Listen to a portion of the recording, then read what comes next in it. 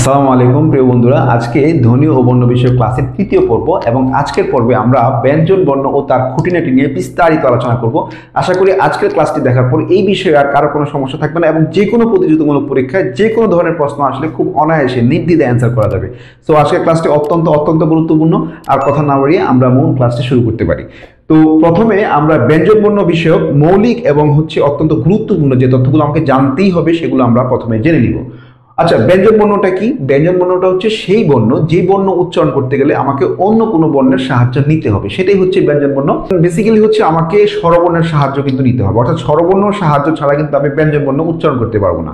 সেটা একটা উদাহরণের মাধ্যমে যদি আমরা পরিষ্কার হই তাহলে আমরা দেখি যে আমরা যে ক উচ্চারণ করি, কয়ের মধ্যে কিন্তু অস্বরধ্বনিটি কিন্তু আছে।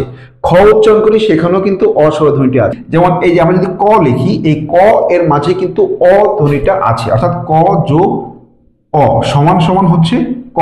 একইভাবে খ, একইভাবে গ, একইভাবে অন্যান্য যে ব্যঞ্জন বর্ণগুলো আছে প্রত্যেকটার সাথে কিন্তু এই অ স্বরধ্বনিটি যুক্ত আছে। এখন মজার ব্যাপার হচ্ছে কোনো বর্ণের সাথে যদি অ স্বরধ্বনিটি যুক্ত না থাকে তাহলে যেটা হয় সেটা হচ্ছে এই ক এর সাথে কয়ের নিচে একটা হর্ষ চিহ্ন দিতে হয়, একটা হর্ষ চিহ্ন এভাবে দিতে হয়। তখন এই ককে বলা হয় হসন্ত ক বা হলন্ত ক। যেমন আমরা যদি লিখি কবর, এখানে ক ক যোগ অ, ঠিক আছে, ক এর উচ্চারণটা এইভাবে ক। কিন্তু আমি যখন লিখবো আকবর, মানে ক এর পরে কিন্তু অটা উচ্চারণ করছি না, সুতরাং সেখানে আমাকে হসন্ত ক ব্যবহার করতে হবে এভাবে আকবর। এখানে এই ক এর নিচে হসন্ত, মানে ক এর সাথে অযুক্ত নেই, সুতরাং এটাকে আমরা উচ্চারণ করব আকবর এভাবে। আমরা জানি ব্যঞ্জন বর্ণ হচ্ছে মোট 39টি এবং ব্যঞ্জন বর্ণেরও কিন্তু স্বরবর্ণের মতো সংক্ষিপ্ত রূপ আছে। স্বরবর্ণের সংক্ষিপ্ত রূপকে যেরকম কার বলা হয়, ব্যঞ্জন বর্ণের সংক্ষিপ্ত রূপকে বলা হয় ফলা। আর এরকম ফলা বা ব্যঞ্জন বর্ণের সংক্ষিপ্ত রূপ আছে 6টি বর্ণের। সেই 6টি বর্ণ কি? সেই 6টি বর্ণ হচ্ছে জ ফলা, ব ফলা, ম ফলা, র ফলা, ল ফলা এবং ন ফলা। এই 6টি হচ্ছে ব্যঞ্জন বর্ণের ফলা। ফলার আরেকটা নাম আছে, সেটা হচ্ছে অনুবর্ণ বা ব্যঞ্জন বর্ণের বিকল্প বর্ণ। আচ্ছা, এখন একটা ইন্টারেস্টিং পার্ট, সেটা হচ্ছে এই যে ল ফলা। এই ল ফলাটা অনেক ব্যাকরণবিদগণ তাদের বইতে ফলা হিসাবে ব্যবহার করেন নাই। সো অনেক বইতে তোমরা দেখবা যে ফলায়ের সংখ্যা লেখা আছে 5টি। যখন ফলায়ের সংখ্যা 5টি লেখা থাকবে তখন তোমরা বুঝে নিবা যে ওরা এই লকে হচ্ছে ফলা হিসাবে ধরে নাই। আচ্ছা, আরেকটা অত্যন্ত গুরুত্বপূর্ণ বিষয়, সেটা হচ্ছে এই ম ফলাটা যখন ক, গ, ত, দ, দন্ত স এবং তালব্য স যে কোনো একটার সাথে যখন যুক্ত হবে তখন যুক্ত ধ্বনি যেটা, সেটা কি হয়ে যাবে? সেটা দ্বিত্ব হয়ে যাবে। সেটা দ্বিত্ব হয়ে যাবে এবং তার উচ্চারণটা আনুনাসিক হবে। খুব ইন্টারেস্টিং একটা বিষয়। যেমন আমরা উদাহরণের মাধ্যমে যদি বুঝি তাহলে ব্যাপারটা একদম পরিষ্কার হয়ে যাবে। গ্রীষ্মকাল, অনেকে বলবে গ্রীষ্মকাল, পদ্মফুল, পদ্মা এরকম বলে, কিন্তু উচ্চারণগুলো কিন্তু ভুল। কেন ভুল? তার কারণ হচ্ছে যখন হচ্ছে এই যে স এর সাথে যখন ম ফলাটা যুক্ত হয়ে গেল তখন এটা হয়ে গেল কি, এই স যে ধ্বনিটা, সেটার এই ধ্বনিটার উচ্চারণটা দ্বিত্ব হয়ে যাবে, অর্থাৎ এটা ডাবল হয়ে যাবে। গ্রীষ্ম না হয়ে যাবে গ্রীষ্ম। ঠিক একইভাবে আত্মীয়, আত্মীয় যেটা আমরা বলি তয়ের নিচে ম আছে, এখানে আত্মীয় না হয়ে যাবে আত্মীয়, অর্থাৎ তয়ের যে ধ্বনিটা সেটা ডাবল উচ্চারণ হবে। ঠিক একইভাবে পদ্ম, পদ্মফুল, এই দয়ের নিচে ম যুক্ত হয়েছে, কিন্তু দয়ের নিচে ম যুক্ত হয়ে পদ্ম না হয়ে এটা হয়ে যাবে পদ্ম। উচ্চারণটা আনুনাসিক হবে, অর্থাৎ একটা নাকি সুর কিন্তু আসবে। আচ্ছা, আমরা জানি ব্যঞ্জন বর্ণের নাসিক্য বর্ণ হচ্ছে 7টি। 7টি কি? সেগুলো হচ্ছে ও, ইয়, মূর্ধন্য, দন্ত ন, তারপর হচ্ছে ম, অনুস্বার এবং হচ্ছে চন্দ্রবিন্দু। এই 7টি হচ্ছে ব্যঞ্জন বর্ণের নাসিক্য বর্ণ। কিন্তু ব্যঞ্জন বর্ণের নাসিক্য ধ্বনি হচ্ছে 3টি। সেই 3টি কি? সেটা হচ্ছে ও, দন্ত ন এবং ম। এই 3টি হচ্ছে নাসিক্য ধ্বনি, কিন্তু নাসিক্য বর্ণ ব্যঞ্জন বর্ণে কয়টি? 7টি। আচ্ছা, 39টি ব্যঞ্জন বর্ণকে ব্যাকরণবিদরা বিভিন্ন ভাগে ভাগ করেছেন এবং বিভিন্ন নামে নামকরণ করেছেন। তো আমরা এই পর্যায়ে 39টি ব্যঞ্জন বর্ণ সম্পর্কে বিস্তারিত জানবো, যে এগুলো কোনগুলো কি নামে পরিচিত এবং কেন পরিচিত সেটা নিয়ে একটু আমরা জানার চেষ্টা করব। তো প্রথমে যেটা আসে সেটা হচ্ছে স্পর্শ বর্ণ। আমরা জানি যে ব্যঞ্জন বর্ণের প্রথম ক থেকে শুরু করে ম পর্যন্ত যে 25টি বর্ণ আছে সেগুলোকে বলা হয় স্পর্শ বর্ণ। তার কারণ হচ্ছে এই বর্ণগুলো উচ্চারণ করার সময় আমাদের মুখ বিবরের কোথাও না কোথাও বাধাপ্রাপ্ত হয় বা আঘাতপ্রাপ্ত হয় বা স্পর্শ করে, যার কারণে এই যে ক থেকে ম পর্যন্ত বর্ণগুলোকে বলা হয় স্পর্শ বর্ণ। তারপরে আসে হচ্ছে উৎস বা শীষ বর্ণ। উৎস বা শীষ বর্ণ হচ্ছে চারটি, এই তালব্য স, মূর্ধন্য স, দন্ত স এবং হ, এই চারটি বর্ণ যখন উচ্চারণ করা হয় তখন হচ্ছে গরম শ্বাস বের হয় এবং সেই শ্বাসটাকে যতক্ষণ ইচ্ছা ততক্ষণ ধরে রাখা যায়। সেজন্য এই বর্ণগুলোকে বলা হয় শ্বাস বর্ণ, মানে শীষ বর্ণ বা উৎস বর্ণ। তারপর আসে হচ্ছে অন্তস্থ বর্ণ। অন্তস্থ মানে হচ্ছে অন্তরে অবস্থিত, মানে মাঝখানে অবস্থিত। যেহেতু এই চারটি বর্ণ জ, র, ল এবং ব, এই চারটি বর্ণের অবস্থান হচ্ছে এই স্পর্শ বর্ণ এবং উৎস বর্ণ এর মাঝামাঝিতে, যার কারণে এই বর্ণগুলোকে বলা হয় হচ্ছে অন্তস্থ বর্ণ। তাহলে অন্তস্থ বর্ণ কয়টি?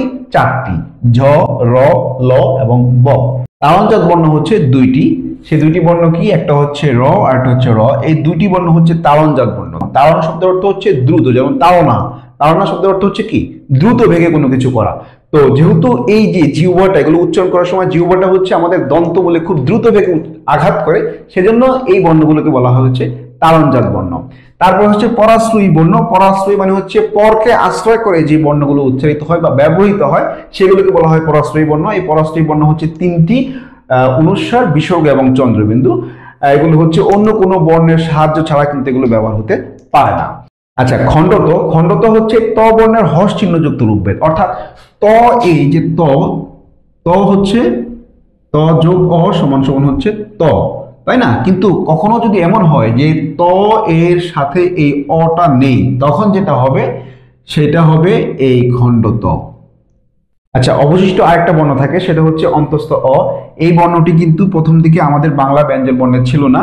পরে 1855 সালে ঈশ্বরচন্দ্র বিদ্যাসাগর এটিকে হচ্ছে বাংলা ব্যঞ্জন বর্ণে যুক্ত করেছেন। এখন এই সবগুলো বর্ণকে যদি আমরা যুক্ত করি, আমরা দেখব যে এখানে সংখ্যাটা হয়ে গেছে 40, কিন্তু আমাদের ব্যঞ্জন বর্ণের সংখ্যা হচ্ছে 39টি। কিন্তু আমরা যখন ক্যালকুলেশন করলাম বা পরিচিত হলাম তখন দেখি যে বর্ণ হয়ে যাচ্ছে 40টি। আসলে ব্যাপারটা হচ্ছে এই যে অন্তস্থ ব আর হচ্ছে ক থেকে ম পর্যন্ত যে স্পর্শ বর্ণ, সেখানেও কিন্তু একটা ব আছে। প, প, ব, ভ, ম, এই যে ব, এই একটা ব কিন্তু এখানে আছে, স্পর্শ ব, আর এটা হচ্ছে অন্তস্থ ব। এই দুটো বয়ের উচ্চারণ বা আওয়াজ একই রকম হওয়াতে বর্তমান এমনকি চিহ্ন, মানে যে প্রতীক বা বর্ণ, সেটাও কিন্তু এক, যার কারণে বর্তমানে বাংলা ব্যঞ্জন বর্ণে এই অন্তস্থ বয়ের ব্যবহার কিন্তু এখন নেই। এটা যদি আমরা বাদ দিই তাহলে বর্ণ হয়ে যাবে কয়টা? 3টা। সুতরাং এখানে সংখ্যাটা হয়ে যাবে 39টি। আচ্ছা, আমরা জানি যে স্পর্শ বর্ণ হচ্ছে 25টি এবং স্পর্শ বর্ণের আরো একটা নাম আছে, সেটা হচ্ছে বর্গীয় বর্ণ। বর্গীয় বর্ণ এটা বলার কারণ হচ্ছে যে এখানে মোট 25টি বর্ণ আছে, যেই সারি থেকেই হচ্ছে আমি কাউন্ট করব 5টি করে পাবো, এখান থেকে 5টি, এখান থেকে 5টি, এবং 5 × 5 সমান সমান কিন্তু হচ্ছে 25টি। সুতরাং এই 5 হচ্ছে একটা বর্গীয়, যার কারণে এই যে বর্ণগুলো স্পর্শ বর্ণ, এগুলোকে বলা হয় বর্গীয় বর্ণ। এবং প্রত্যেকটা বর্গের আরেকটা নাম হচ্ছে বা আরেকটা অর্থ হচ্ছে ভাগ, অর্থাৎ প্রত্যেকটা ভাগে হচ্ছে 5টা করে বর্ণ। এই 5টা বর্ণের যে নামকরণটা করা হয়েছে ওই বর্গের প্রথম যে বর্ণ সেই বর্ণের নাম অনুসারে, অর্থাৎ এই বর্গ বা এই ভাগের নাম হয়েছে ক বর্গীয় বর্ণ, এই ভাগের নাম হয়েছে চ বর্গীয় বর্ণ, এইভাবে হচ্ছে এগুলোর নামকরণটা হয়েছে। আর এখানে আমি যেটা দেখিয়েছি সেটা হচ্ছে এই বর্গের যে বর্ণগুলো, সেই বর্ণগুলো হচ্ছে কোন জায়গা থেকে উচ্চারিত হয়েছে সেটা। এই যে 25টি যে বর্গীয় বর্ণ বা স্পর্শ বর্ণ, সেগুলোকে হচ্ছে মোটা দাগে 2টা ভাগে ভাগ করা হয়েছে। একটা হচ্ছে অঘোষ আর একটা হচ্ছে ঘোষ। ঘোষটা হচ্ছে যে ধ্বনিগুলো উচ্চারণ করার সময় আমাদের স্বরতন্ত্রই অনুরণিত হয় বা কম্পিত হয় বা প্রতিধ্বনিত হয়, সেগুলো হচ্ছে ঘোষ বর্ণ। আর যে ধ্বনিগুলো উচ্চারণ করার সময় হচ্ছে আমাদের স্বরতন্ত্রী অনুরণিত হয় না, অর্থাৎ প্রকম্পিত হয় না, কম্পিত হয় না, প্রতিধ্বনিত হয় না, সেগুলো হচ্ছে অঘোষ ধ্বনি। এখন এই প্রত্যেক বর্গের প্রথম এবং দ্বিতীয় যে বর্ণ সেগুলো হচ্ছে অঘোষ, এবং তৃতীয়, চতুর্থ এবং পঞ্চম ধ্বনিগুলো হচ্ছে ঘোষ ধ্বনি। আচ্ছা, এই অঘোষ এবং ঘোষ এই প্রত্যেকটিকে আবার হচ্ছে নিঃশ্বাস কিভাবে বের হয়, হ্যাঁ, বা নিঃশ্বাস কিভাবে আসে ভিতর থেকে, সেটার উপর বেস করে হচ্ছে আবার 2টা ভাগ করা হয়েছে। একটা হচ্ছে অল্প প্রাণ আর একটা হচ্ছে মহাপ্রাণ। তো প্রত্যেক বর্গের প্রথম এবং হচ্ছে তৃতীয় যে বর্ণগুলো সেগুলো হচ্ছে অল্প প্রাণ, অর্থাৎ সেগুলো উচ্চারণ করার সময় নিঃশ্বাস জোরে সংযোজিত হতে পারে না, জোরে সংযোজিত হয় না। কিন্তু প্রত্যেক বর্গের দ্বিতীয় এবং হচ্ছে চতুর্থ যে বর্ণগুলো সেগুলো হচ্ছে মহাপ্রাণ, অর্থাৎ সেগুলো উচ্চারণ করার সময় হচ্ছে নিঃশ্বাস জোরে সংযোজিত হয়। আর প্রত্যেকটা বর্গের শেষ যে ধ্বনিগুলো অর্থাৎ পঞ্চম যে বর্ণগুলো আছে সেগুলো হচ্ছে নাসিক্য বর্ণ। এই যে এই পাঁচটাকে বলা হয় হচ্ছে নাসিক্য বর্ণ। এখন আমরা জানবো যে এগুলো কোত্থেকে উচ্চারণটা হয় সেটা একটু আমরা জানবো। প্রথম ক বর্গীয় যে পাঁচটা বর্ণ আছে ক, খ, গ, ঘ এবং ও, এই পাঁচটা বর্ণ উচ্চারণ হয় হচ্ছে জিহ্বা মূল থেকে, যার একটা নাম হচ্ছে কণ্ঠ, অর্থাৎ আমাদের যে কণ্ঠ আছে এই কণ্ঠের ঠিক কাছাকাছি জিহ্বার হচ্ছে একদম মূল গোড়া, সেখান থেকে হচ্ছে এই পাঁচটা বর্ণ উচ্চারিত হয়। তারপরে এই যে চ বর্গীয় যে পাঁচটা বর্ণ আছে চ, ছ, ঝ, ঝ এবং ইয়, এগুলো হচ্ছে তালব্য থেকে উচ্চারিত হয় অথবা অগ্রতালু বা শক্ত তালু যাই বলি না কেন সেখান থেকে উচ্চারিত হয়। এখন এখানে একটা ব্যাপার, সেটা হচ্ছে যে এই শক্ত তালু বা অগ্রতালুটা কি, জিহ্বার উপরের যে অংশটা সেটা হচ্ছে তালু, সেই তালুর সামনের দিকটা হচ্ছে থাকে শক্ত আর পিছনের দিকটা থাকে কিছুটা সফট বা নরম থাকে। তো এই সামনের দিকটা অর্থাৎ দাঁতের ঠিক একটুখানি পিছনে জিহ্বার যে উপরে যে অংশটা সেটাকে বলা হয় তালু এবং শক্ত তালু বলে। সেই অংশ থেকে হচ্ছে চ, ছ, জ, ঝ এবং ইয়, এই পাঁচটা বর্ণ বা চ বর্গীয় বর্ণগুলো উচ্চারিত হয়।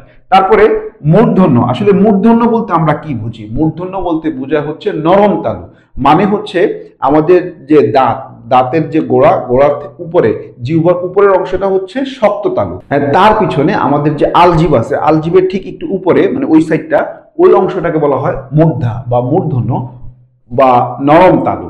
সেই অংশ থেকে ট বর্গীয় যে বর্ণ সেগুলো উচ্চারিত হয়। সেগুলো কি? ট, ঠ, ড, ঢ এবং মূর্ধ ন। এই পাঁচটা বর্ণ কিন্তু সেখান থেকে অর্থাৎ নরম তালু থেকে উচ্চারিত হয়।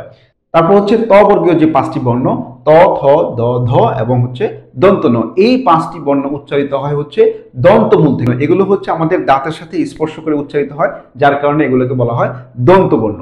এবং সর্বশেষ প বর্গীয় বর্ণ প, ফ, ব, ভ এবং ম, এই পাঁচটি বর্ণ আমাদের ঠোঁটকে স্পর্শ করে উচ্চারিত হয়, যার কারণে ওষ্ঠ অর্থাৎ আমাদের উপরের ঠোঁট তো ওষ্ঠ, এই উপরের ঠোঁটকে স্পর্শ করে উচ্চারিত হয়, যার কারণে এগুলোকে বলা হয় ওষ্ঠ বর্ণ।